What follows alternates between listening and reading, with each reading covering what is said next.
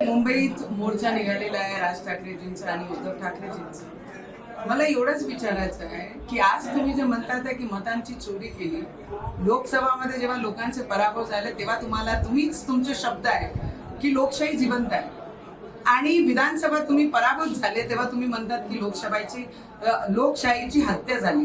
तर माझा प्रश्न आहे उद्धव ठाकरेजींना आणि राज ठाकरे साहेबांना की राज ठाकरे साहेब, तुम्ही उद्धव ठाकरेजींसोबत येण्यापूर्वी तुम्ही म्हणायचे की मस्जिदवरचे भोंगे काढा, हनुमान चालीसा लावा, हातात भगवा घ्या, हातात दंडे घ्या, आणि आज त्याच ठाकरेजींसोबत उद्धव ठाकरेजींसोबत तुम्ही बसल्या आणि तेच उद्धव ठाकरेजी म्हणतात की हे लोक आणि आपण भाऊ भाऊ आहे।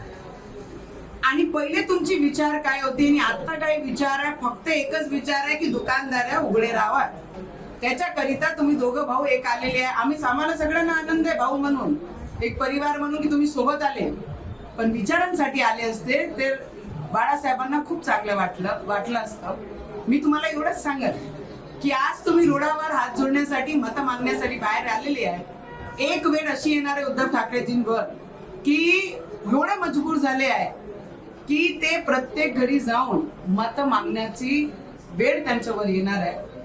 तर मी एवढंच म्हणेन पूर्ण महाराष्ट्राची जनताला की ठाकरेजींचं सगळ्यांनी पाहिलेलं गेल्या किती वर्षापासून टोमणे मारण्यासाठी ते काम करतात, आणि फक्त दुकानदारी चालू राहावे याच्याकरिता आजचा हा मोर्चा आहे। आणि त्याच्यात सगळ्यात मोठा प्रतीक तोच आज दिसत आहे की यांना लोकांचे प्रगती सोबत काहीच घेणं देणार नाही, यांना यांच्या राजकारणाची दुकानात कसे चालू राहील फक्त त्याच्यासाठी आजचा मोर्चा आहे।